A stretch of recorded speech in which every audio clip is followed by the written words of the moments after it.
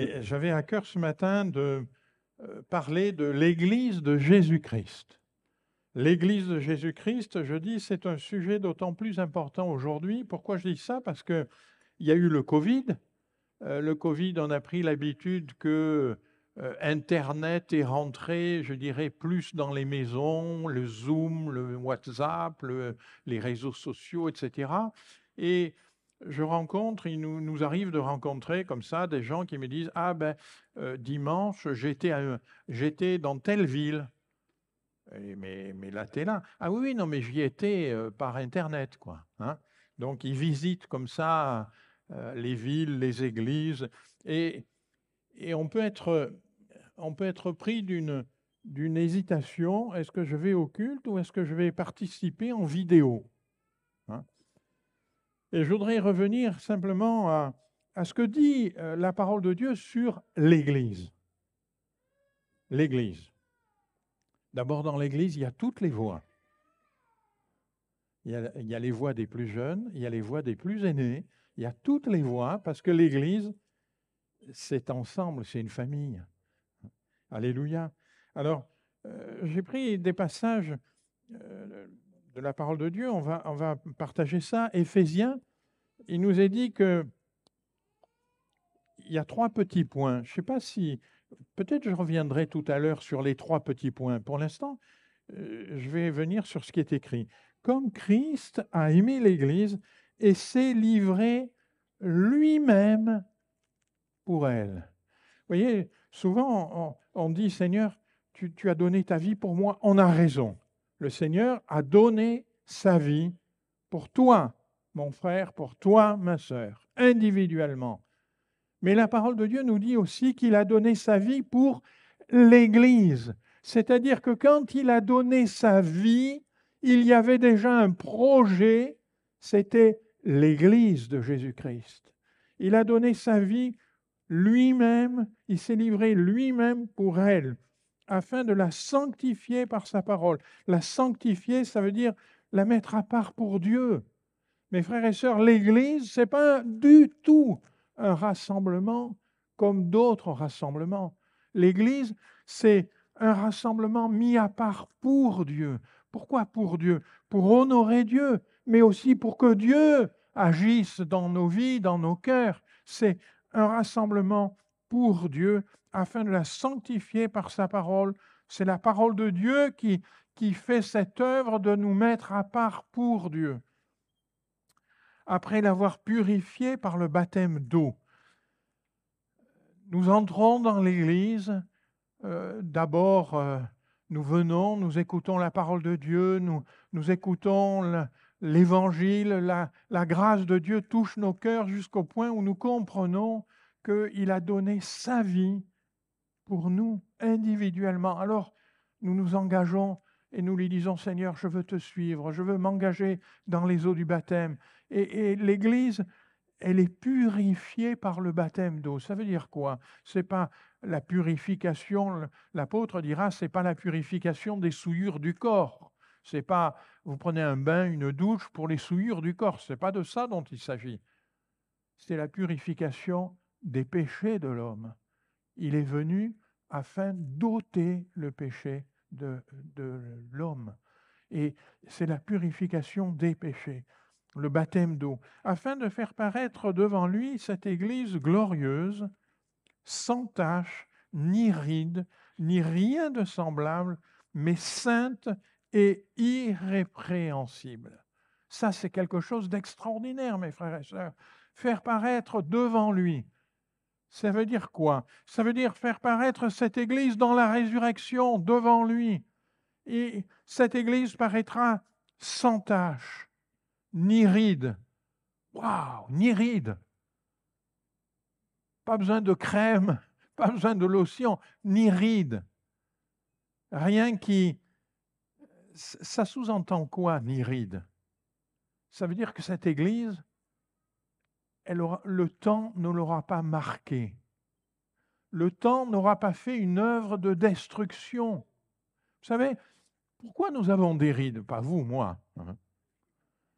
Pourquoi nous avons des rides? Parce que le temps a passé et le temps a marqué nos visages et quelque part, la peau s'est un peu détruite à certains endroits, mais l'Église de Jésus-Christ, elle sera sans tache ni ride. Le temps n'aura pas eu d'action sur elle parce que elle est éternelle et il n'y aura aucune ride ni rien de semblable, mais elle sera sainte et irrépréhensible. Waouh! Il a donné sa vie lui-même pour ça. Il a donné sa vie pour l'Église. Et je voudrais qu'on lise ensemble un passage dans Matthieu où Jésus va demander l'avis à ses disciples. Il va demander qu'est-ce qu'ils pensent de lui. Jésus, il nous est dit, arrivé sur le territoire de Césarée, de Philippe, posa cette question à ses disciples.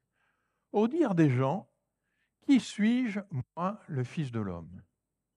Ils répondirent, les uns disent que tu es Jean-Baptiste, d'autres disent que tu es Élie, des prophètes qui étaient morts, d'autres Jérémie ou l'un des prophètes. Et Jésus va leur dire, mais vous, qui dites-vous que je suis? Et Simon-Pierre répondit, tu es le Christ, le Fils du Dieu vivant. Jésus reprit la parole et lui dit, tu es heureux, Simon, fils de Jonas, car ce n'est pas la chair et le sang qui t'ont révélé cela, mais mon Père qui est dans les cieux.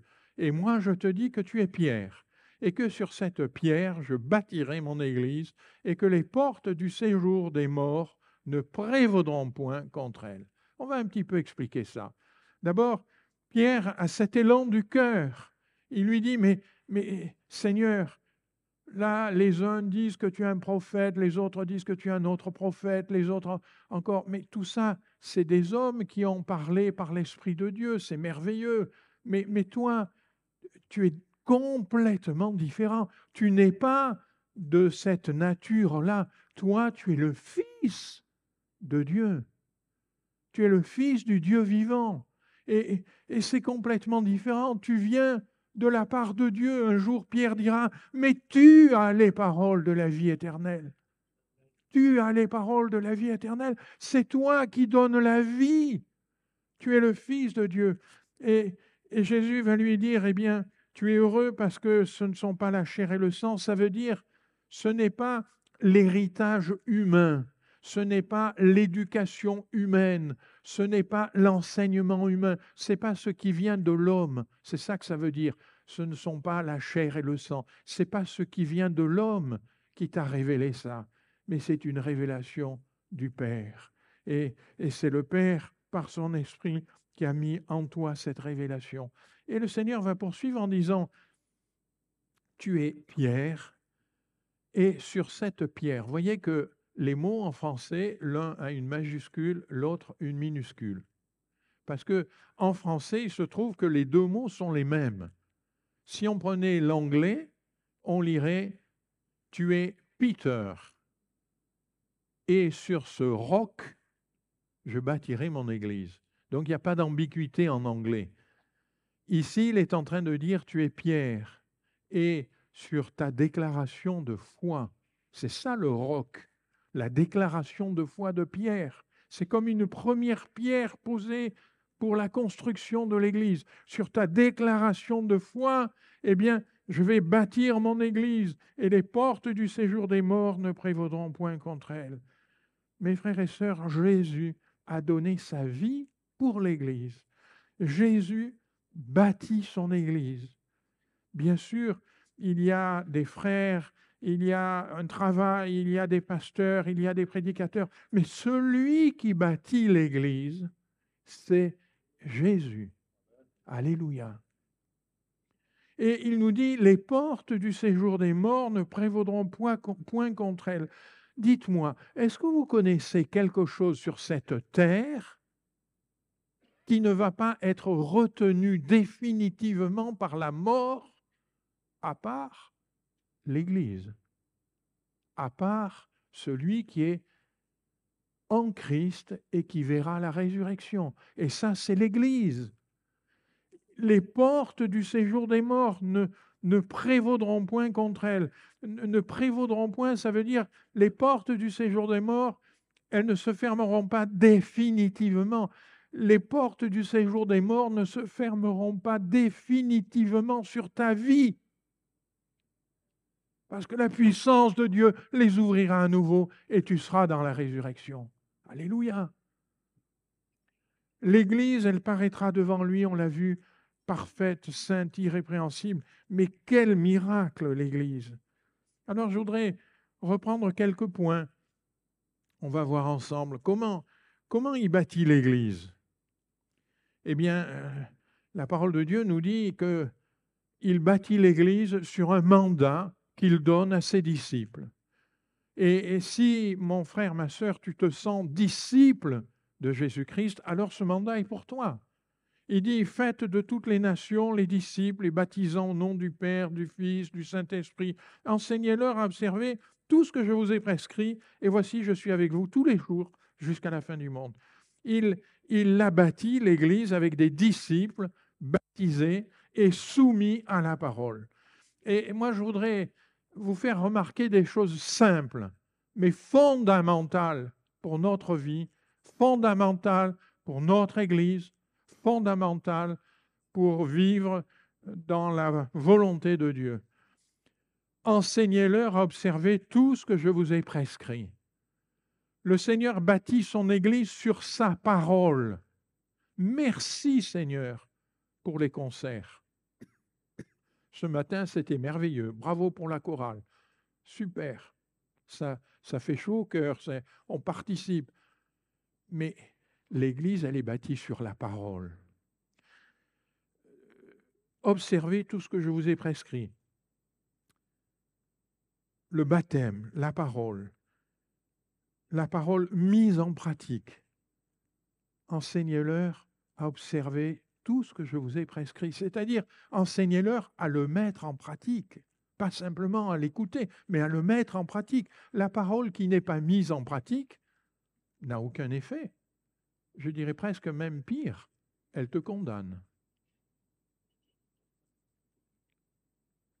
Alors nous sommes cette église que Jésus bâtit, c'est une église merveilleuse. Vous savez que dans cette église, il y a Paul, Pierre, Jacques, Luc, Matthieu, vous, vos parents peut-être, mes parents, ils y seront, et par la grâce de Dieu, mes enfants, ils y seront. C'est toutes les générations. C'est une église glorieuse sur toute la terre. Vous savez que j'ai été président d'Action missionnaire, j'ai visité plein de pays dans le monde. Sur toute la terre, aujourd'hui, des hommes, des femmes se réunissent et louent leur Dieu. Parce qu'ils font partie de l'Église de Jésus-Christ. Je peux vous dire que ça m'a marqué. Un jour, j'étais au Nigeria, il y a eu un don spirituel. Il se trouve qu'au Nigeria, il y a plusieurs dialectes.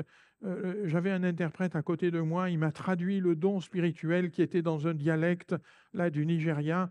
Et je peux vous dire que le Saint-Esprit, il parle au Nigeria comme il parle à Marignane. Il parle en Afrique du Sud comme il parle en Suède.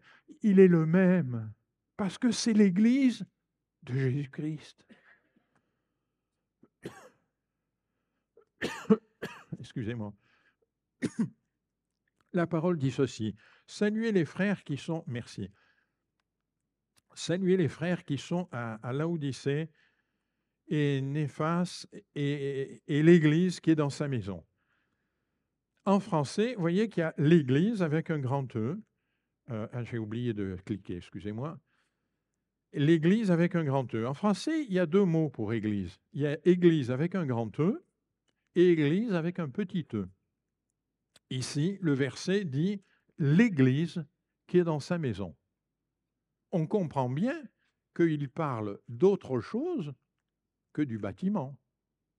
Il parle de l'Église avec un grand E qui est dans sa maison. L'Église avec un grand E, ça vient du mot grec ecclésia, qui littéralement veut dire assemblée. Une assemblée. C'est une assemblée, c'est quand des tas de gens se mettent ensemble. Ils forment une assemblée. L'Église avec un petit e, ça désigne le bâtiment.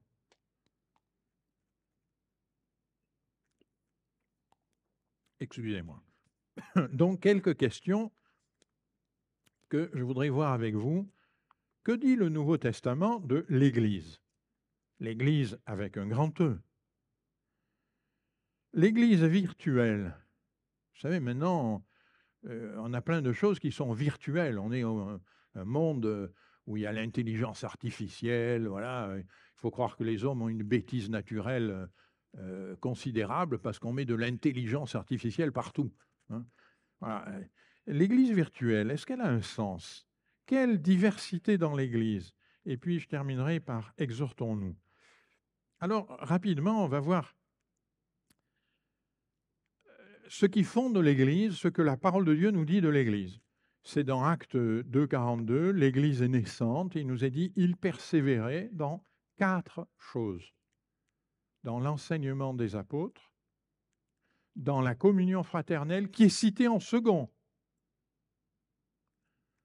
dans la fraction du pain, c'est-à-dire la Sainte Seine, et dans les prières. Ils étaient chaque jour tous ensemble.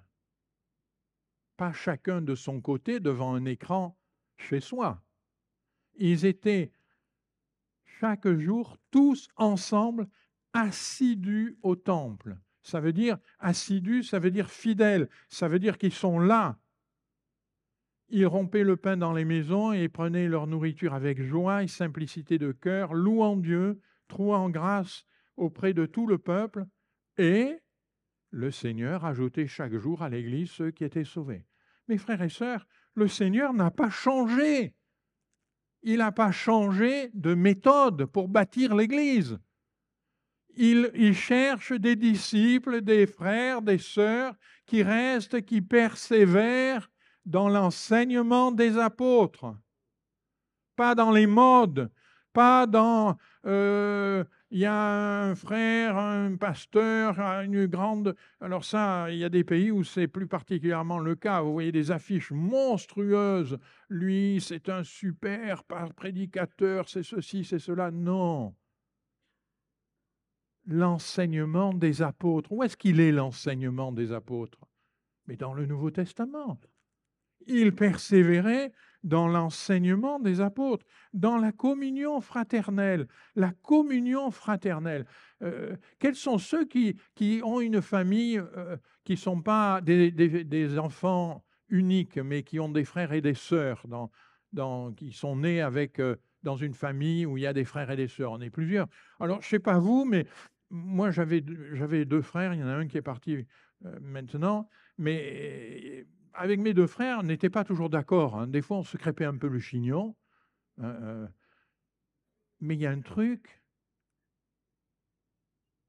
qui surpassait tous nos différends. On était frères. Et quand l'un était dans une difficulté, les 2 autres étaient là en disant « Comment on peut t'aider ?» On était frères. Et même quand l'un prenait une position qui vraiment chagrinait l'autre, s'il lui arrivait quelque chose de vraiment grave, on oubliait. On était frères. La communion fraternelle. On peut ne pas être d'accord sur tout, mais on est des frères. Le Seigneur est mort pour toi, pour toi, pour toi, comme pour moi. On est des frères. On a le même Père. Il nous aime du même amour. Et il y a entre nous un amour qui va dépasser tout ce qui peut vouloir nous séparer. La communion fraternelle. Dans la fraction du pain, le souvenir que, comme on l'a fait ce matin, que Jésus est mort, qu'il a donné sa vie afin que nous ayons la vie et la vie en abondance. Mais pas seulement. Le rappel aussi qu'il a pardonné, il a effacé notre péché afin que nous marchions dans la vérité, dans la sanctification. Mais pas seulement. La Sainte Seine nous rappelle aussi, c'est l'apôtre qui dit « Faites ceci jusqu'à ce qu'il vienne ». La Sainte Seine, elle nous rappelle qu'un jour, le Seigneur revient et que le jour où le Seigneur revient, il prendra son Église avec lui pour la faire paraître devant lui sans tache ni ride. Amen.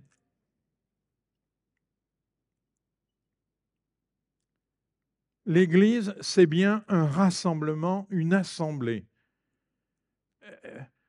Elle ne se vivait pas chacun de son côté, mais elle se vivait ensemble, la communion fraternelle. Je vous ai fait remarquer qu'elle est citée en second. L'Église, c'est aussi un témoignage public. Un témoignage public, il nous est dit que dans Acte 11, il nous est dit pendant toute une année, ils se réunirent aux assemblées de l'Église, ils enseignèrent beaucoup de personnes. Ce fut à Antioche que pour la première fois, les disciples furent appelés chrétiens.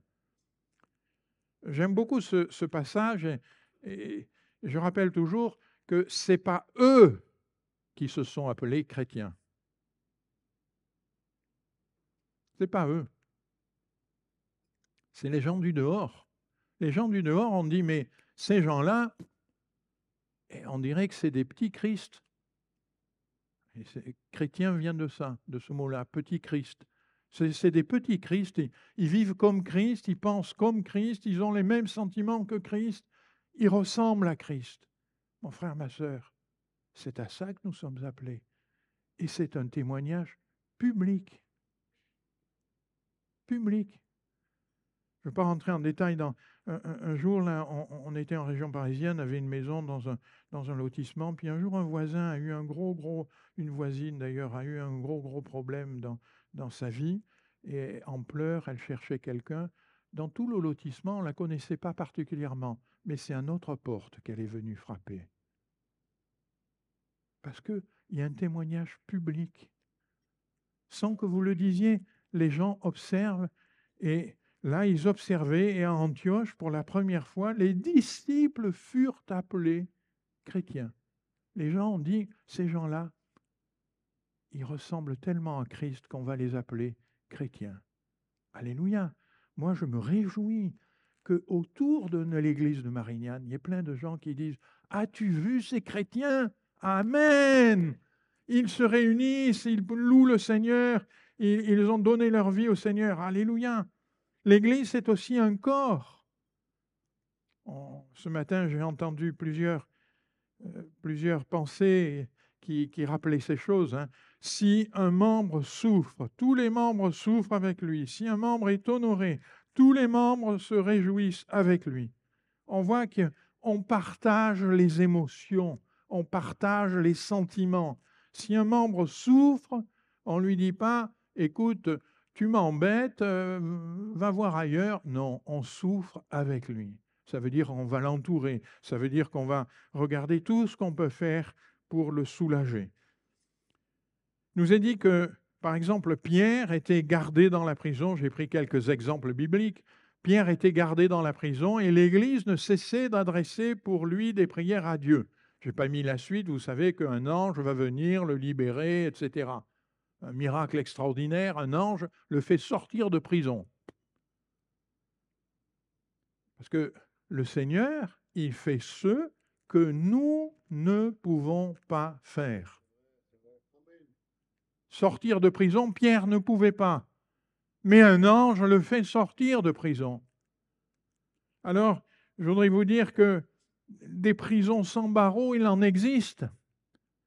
Moi, j'ai visité des tas d'églises, j'ai vu des tas de situations qui, quelquefois, écrasent les gens. C'est des prisons sans barreaux, mais elles sont très efficaces et qui retiennent les gens, qui privent de liberté, qui privent d'espérance, qui privent de pouvoir faire des projets, parce que ces situations pèsent tellement sur les épaules.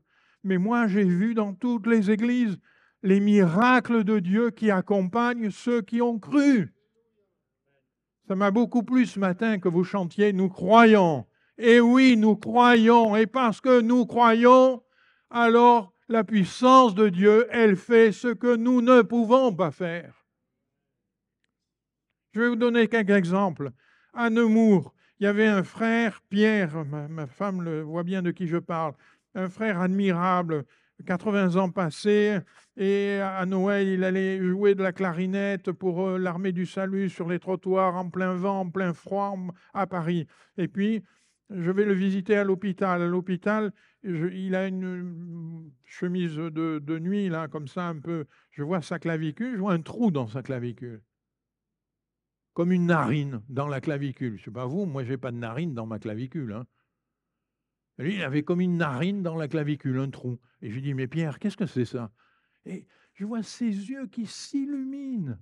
Et il me dit, ah, pasteur, il y a des années, j'étais en Afrique, j'ai été missionnaire en Afrique et j'ai attrapé un mal qui est une peste qui s'attache aux os et qui est très, très dur, qui est impossible aux hommes pratiquement à guérir. Et là, toute l'Église a prié. Et une nuit, j'ai rêvé qu'un ange venait et qui touchait ma clavicule et que j'étais guéri. Et quand je me suis réveillé, eh bien, il y avait ce trou et ça sointait. Et je suis allé voir les docteurs, ils m'ont dit, vous êtes guéri. L'Église a prié. Alléluia. La puissance de la prière de l'Église. Je peux vous donner des exemples. À Versailles, ma femme voit très bien de qui je parle. Une petite sœur, la sœur Ouette, petite sœur qui traverse le cancer comme si de rien n'était. J'allais la voir, c'est elle qui me faisait du bien et pas moi qui lui faisait du bien parce qu'elle était remplie de foi, remplie de... guérie, elle traverse le cancer comme si de rien n'était. Après, dans l'église, quand je prêchais, et que je disais des choses comme ça, elle se levait comme un ressort, dit oui, le pasteur, c'est vrai ce qu'il dit, je l'ai expérimenté. Je dis, sœur, c'est moi qui prêche.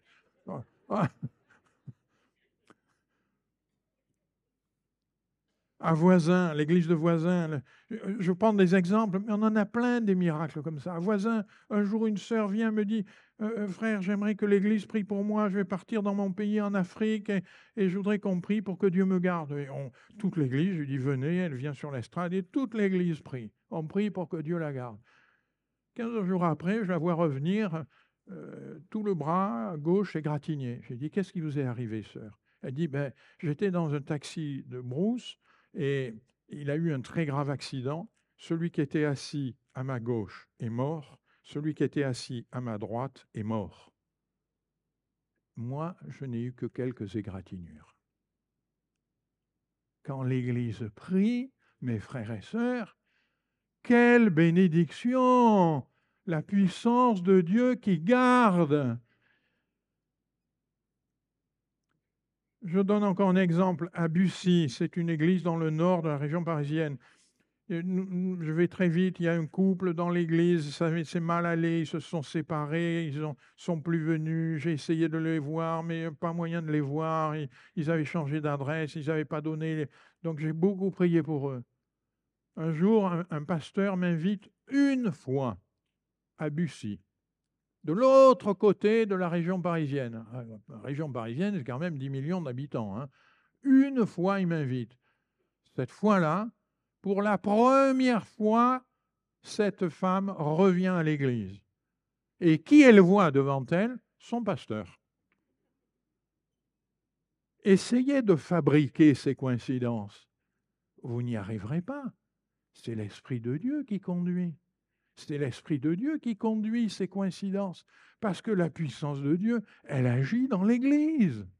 Alors cette femme, elle était là, elle dit, c'est la première fois que je reviens dans l'église. J'ai dit, ben, tu es bien, tu es venu au bon endroit, c'est une bonne église, reste là. Elle me dit, maintenant j'ai acheté une maison à côté, eh bien reste dans cette église, voilà, je te présente le pasteur. On ne peut pas rêver mieux comme accueil. C'est le Saint-Esprit qui fait ces choses. Un corps. Dans l'Église, il nous est dit qu'il y a des ministères particuliers. Il nous est dit il y avait dans l'Église d'Antioche des prophètes, des docteurs, etc. Les prophètes, ça veut dire des gens qui sont remplis de l'Esprit de Dieu, qui vont être amenés à dire une parole vraiment conduite par l'Esprit de Dieu. Des docteurs, c'est ceux qui sont plus... je dirais, plongés dans la parole de Dieu pour la comprendre, pour l'analyser. Il nous est dit que dans l'Église primitive, ils firent nommer des anciens dans chaque Église, et après avoir prié et jeûné, ils les recommandèrent au Seigneur en qui ils avaient cru. Donc il y a différents ministères, il y a différents services, il y a des référents qui veillent sur l'Église locale.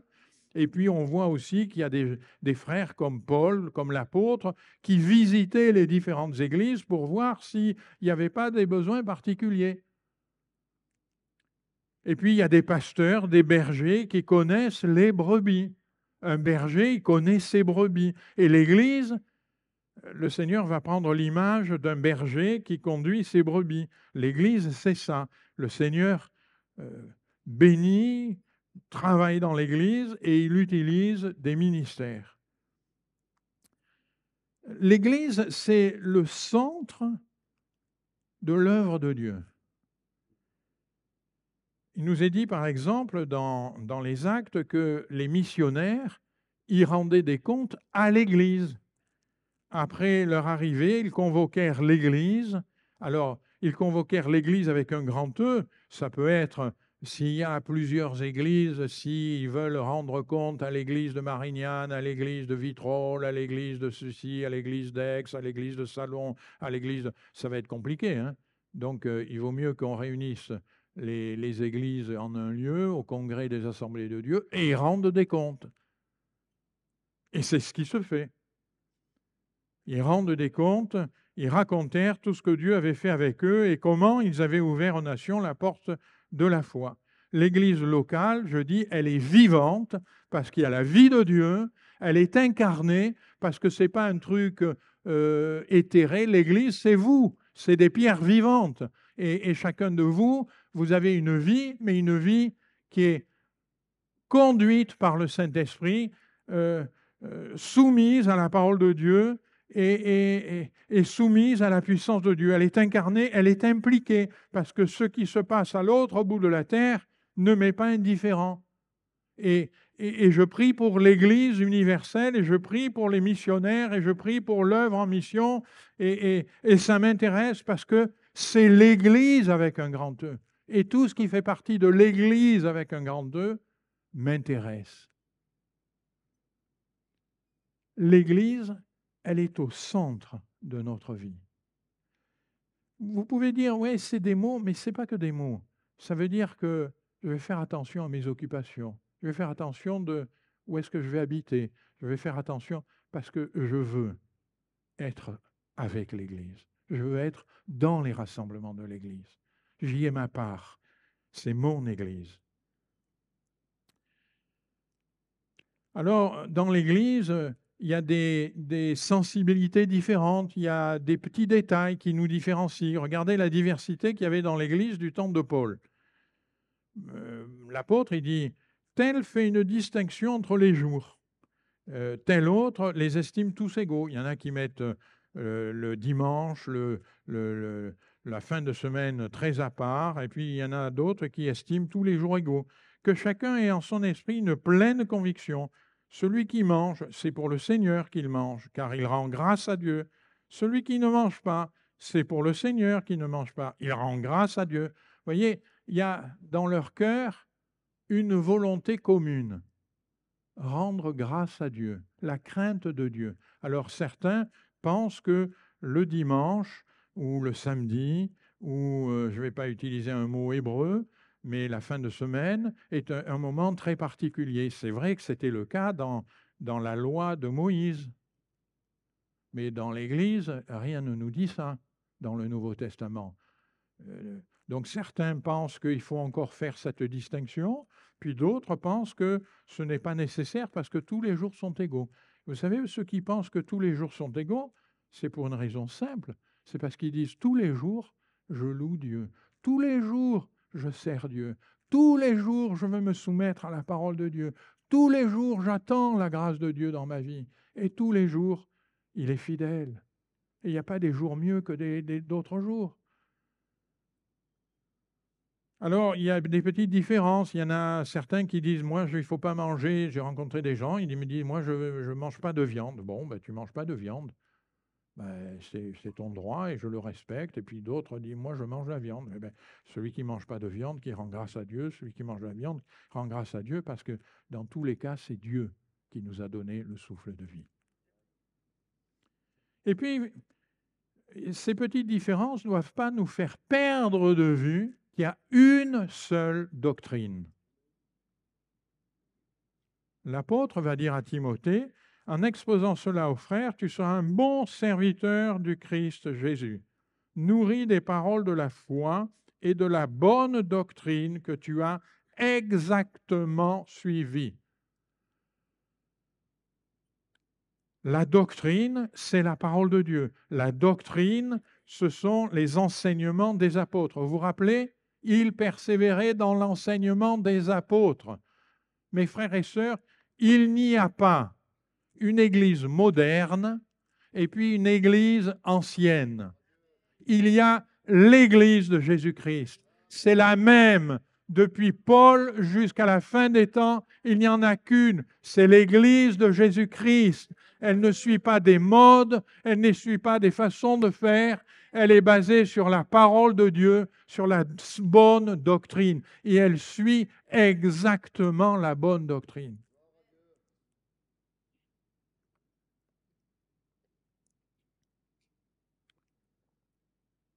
Il y a des diversités, on voit dans l'église du temps de Paul, des diversités de, j'ai hésité à mettre le mot de consécration, mais peut-être on peut trouver un mot différent, mais c'est la pensée. Et il y a des mots tellement forts qui sont dans la Bible que j'ai mis des petits points. Ceux qui connaissent bien leur Bible, ils verront ce qu'il y a écrit dans les petits points, parce que ça me fait tellement mal, rien que de le lire, que je me suis dit, non, je ne peux pas le mettre. C'était chez les Corinthiens, l'église de Corinthe. L'apôtre va dire, on entend dire généralement qu'il y a parmi vous de l'impudicité. Une impudicité telle qu'elle ne se rencontre pas même chez les païens. L'impudicité. Frères et sœurs, moi je vous mets en garde, l'impudicité, elle s'étend partout sur nos écrans de télé. Elle s'étend dans la mentalité des gens. L'impudicité. Qu'un tel homme soit livré à Satan pour la destruction de la chair, afin que l'esprit soit sauvé au jour du Seigneur Jésus. Donc, celui qui se livre à ça, il ne va pas au-devant d'une bénédiction, il va au-devant au contraire, des choses graves, qu'il soit livré à Satan. Waouh! Mais qu'il sera sauvé au jour du Seigneur, mais vraiment, comme dit la parole de Dieu, à travers le feu, quoi. Hein, c'est vraiment... mais pendant les jours ici, s'il est livré à Satan, ça ne va pas être agréable. Hein. Et pourtant, Paul écrit 2 lettres aux Corinthiens et il commence par « à l'église de Dieu qui est à Corinthe ». Alors on peut se dire, mais comment ça se fait? Il dit, dans cette église, il y a des choses qui ne vont pas. Et pourtant, il écrit à l'église de Dieu qui est à Corinthe. Mes frères et sœurs, l'église temporelle, locale, vous et moi ici, on n'est pas parfait. Personne n'est parfait. On a des rides, on a des tâches, on est répréhensible, on n'est pas parfait. On est en chemin, on est conduit par l'Esprit de Dieu, on est accompagné par la puissance de Dieu qui nous transforme jour après jour, mais on n'est pas parfait. Mais on est l'Église de Jésus-Christ. Et cette Église de Jésus-Christ, elle va devenir parfaite, sans tache, ni ride, ni rien de répréhensible. Seigneur, aide-nous à marcher pour devenir cette Église-là. Il y a une diversité dans la consécration, je vais vite, la volonté d'être des témoins de Jésus-Christ à Jérusalem. C'est pas rien. Être des témoins de Jésus-Christ à Marignane, les gens peuvent peut-être rire, peuvent peut-être vous snober, ne pas vous regarder, etc. Mais à Jérusalem, peu de temps après qu'on ait crucifié Jésus-Christ, être témoin, c'est autre chose. On risque sa vie. Mais les apôtres, ils disent, donne à tes serviteurs d'annoncer ta parole avec une pleine assurance en étendant ta main pour qu'ils se fassent des guérisons, des miracles, des prodiges par le nom de ton saint serviteur Jésus. Parce que la puissance de l'Esprit Saint est à l'œuvre dans l'Église, mes frères et sœurs. Et vous le savez, j'en suis un témoignage vivant. Je devrais être mort pour au moins 2 raisons, mais je suis devant vous. Et les médecins avaient dit, c'est irréversible, monsieur, c'est comme ça. Eh bien, quelque temps après, ils m'ont dit, je ne comprends pas, ça a été renversé et ce n'est pas comme je le pensais. Parce que l'Église a prié. Je vous remercie, mes frères et sœurs. Je sais que plein d'églises ont prié pour moi. Il y en a dans le monde entier qui ont prié pour moi en disant, Seigneur, fais-lui grâce. Le Seigneur m'a fait grâce. Amen. Mon cœur s'était arrêté, mais il est reparti. On m'a mis un pacemaker. On m'a dit, ça, c'est irréversible. Maintenant, toute votre vie, vous aurez un pacemaker. 1 mois après, ils m'ont dit, ah ben non, votre cœur est entièrement reparti. On arrête le pacemaker. Qui a fait ça? Le Dieu vivant. Alléluia. Pourquoi a-t-il fait ça? Parce que l'Église a prié, mes frères et sœurs. Alléluia. La puissance du Saint-Esprit, l'Église. Alors, je vais terminer. Exhortons-nous, la parole nous dit ceci, n'abandonnez pas notre assemblée comme c'est la coutume de quelques-uns, mais exhortons-nous réciproquement, et cela d'autant plus que vous voyez s'approcher le jour. Manifestement, c'était leur coutume. Il y en avait qui abandonnaient leurs églises. Ils disaient, oh là, l'église, là, il y a quelques tâches, je vais voir ailleurs, ailleurs, l'herbe est plus verte. Hein, dans le pré d'à côté, l'herbe est plus verte, c'est connu. Hein, puis quand on y est, on s'aperçoit qu'il y a plein de trous dans l'herbe. Bon, c'est comme ça. Parce que si vous cherchez une église parfaite, alors, mon frère, ma sœur, j'ai peur que vous attendiez la résurrection pour rentrer dans l'église. Mais ça sera trop tard. Parce que, on l'a vu, l'église, elle n'est pas parfaite, elle est en chemin. Alors, il est temps de s'attacher à l'essentiel, il est temps de persévérer. Persévérer dans quoi? Allez, on ne regarde pas. On me regarde. 4 choses. Dans quoi y persévérer? Dites-le fort. L'enseignement des apôtres, communion fraternelle, fraction du pain et la prière. Amen. Je me suis dit, on va terminer par quelque chose de poétique et beau. Est-ce que vous aimez ce qui est poétique et beau? Là, vous savez que dans la parole de Dieu, il y a des choses poétiques et très belles. C'est le psaume 133, Cantique des degrés de David. Oh, voici, oh, qu'il est agréable, qu'il est doux pour des frères de demeurer ensemble. La même pensée, l'Église, on est ensemble. C'est comme l'huile précieuse qui, répandue sur la tête, descend sur la barbe d'Aaron, et qui descend sur le bord de ses vêtements. L'huile, c'était le symbole de l'onction de l'Esprit de Dieu. Et on versait l'onction, l'huile d'onction sur la tête d'Aaron, et ces versets nous disent, elle descend sur la barbe et puis sur les vêtements, c'est-à-dire l'onction de Dieu, elle prend toute la personne, pas simplement la tête, mais toute la personne dans son entier. L'onction de Dieu qui se répand. C'est comme la rosée de l'Hermon qui descend sur les montagnes de Sion. L'Hermon, c'est la plus haute montagne d'Israël. Et la rosée en altitude est telle que cette rosée finit par faire des petits ruisseaux, et ces ruisseaux coulent dans les vallées et irriguent les vallées. Il y a donc cette pensée que ce qui se vit là va se distribuer tout autour, va rendre fertile tout ce qui est autour, va apporter la vie dans tout ce qui est autour. C'est comme la rosée de l'Hermon qui descend sur les montagnes de Sion.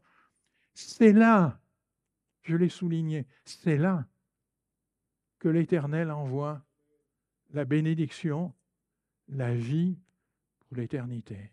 Amen. On va prendre un temps de prière. Mais peut-être je veux dire à quelqu'un, ce matin, tu ne t'es pas trompé.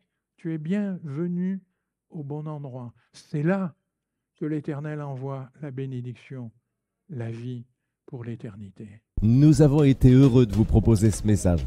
Déjà, s'il vous a plu, n'hésitez pas à le liker, voire à laisser un commentaire. Ça permettra à la vidéo de rayonner davantage auprès des autres utilisateurs. Aussi, abonnez-vous à notre chaîne. Ça vous permettra de bénéficier en continu du reste de nos programmes. Que Dieu vous bénisse.